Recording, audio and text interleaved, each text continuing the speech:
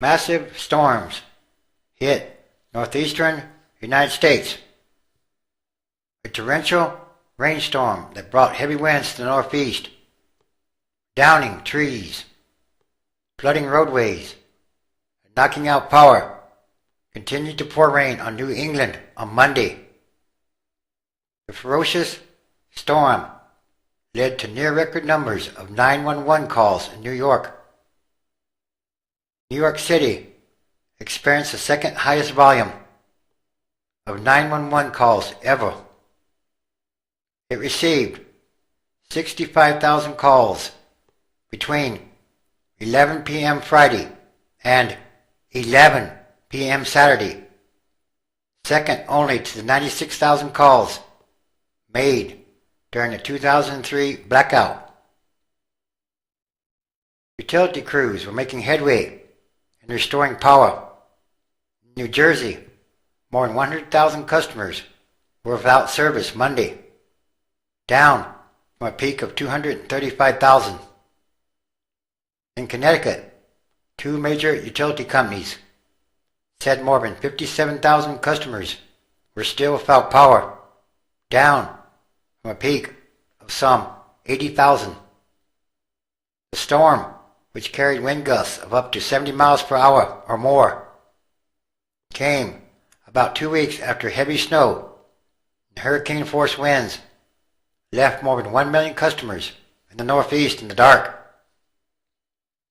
And the scenes of devastation in the New York area were so widespread that some compared what they saw to the worst of natural disasters. Some old-timers said, "This time is different."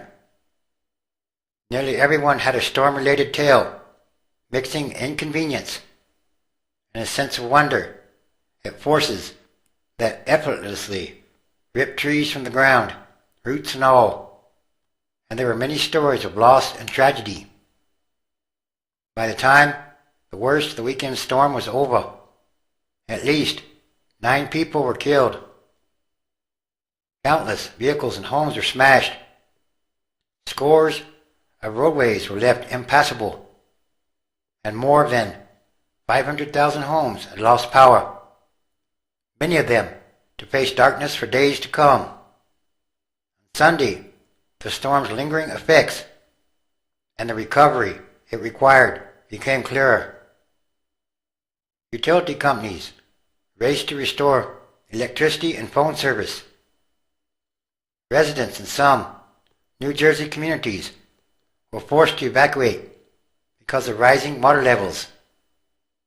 Some schools announced that they would be closed on Monday. On Long Island, electricity had been interrupted at about 241,000 homes, but officials said service had been restored to approximately 60% of those on Sunday. Kevin Law, president of the Long Island Power Authority, called the storm among the top 5 or 6 weather events that have impacted Long Island in the last 40 years. And amid all of that, some still tried to find humor in the chaos. When a large tree hit their car on Saturday afternoon, Anthony and Nancy Amarillo of Scarsdale, New York, thought that would be the extent of their storm-related damage. But that evening, they heard a loud thud. They ran to the living room of their small Cape Cod house to find a 7-foot tree limb protruding from the ceiling. "It reminds me of a large elephant trunk," said Mrs. Amarillo, as she spread a plastic tarp across the furniture. "At least we can laugh about it." In New York City, Commissioner of the City Parks Department said more than 1,110 trees that lined city streets had fallen or split. 25 crews had been dispatched to investigate reports of trees crashing into 117 homes.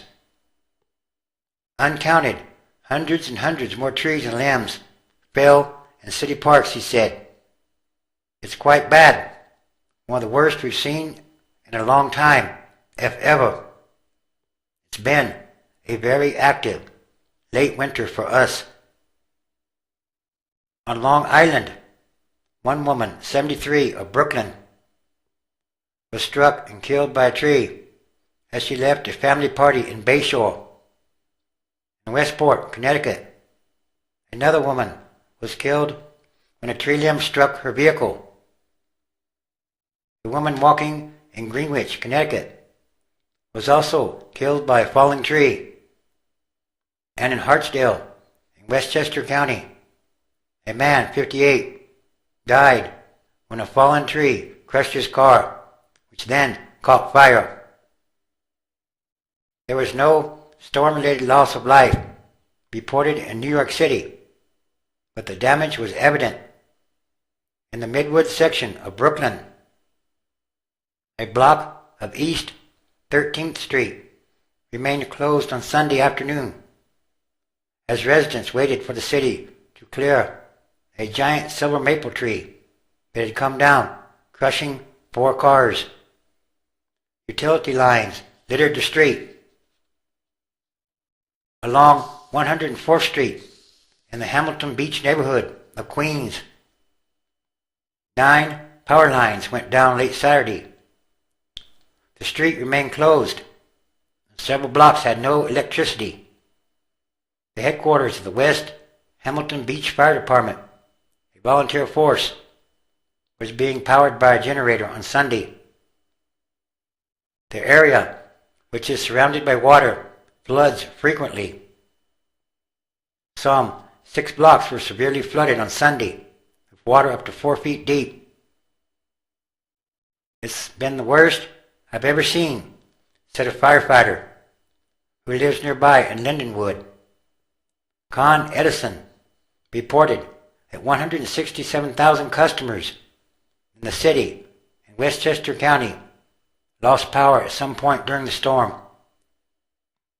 By Sunday morning, 138,000 still had no power, with 72,000 of those in Westchester, 32,000 on Staten Island, and a total of 34,000 in Brooklyn, Queens, and the Bronx.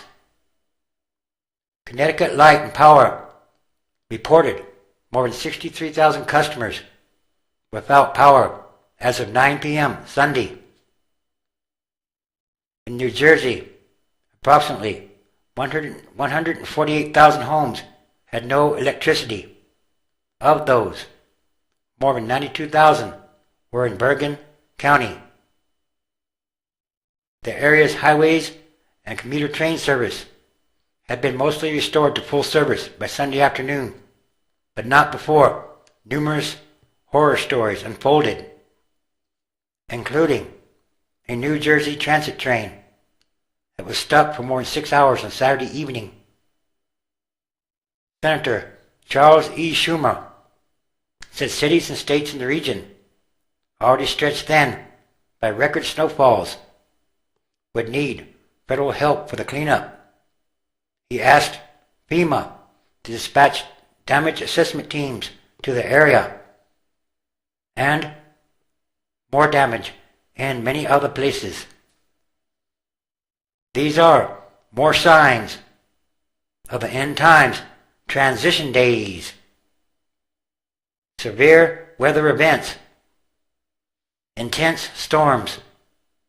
They are a part of climate change, which entails severe weather events increasing in frequency, more extreme storms. And yes, these are more signs happening daily all around the world.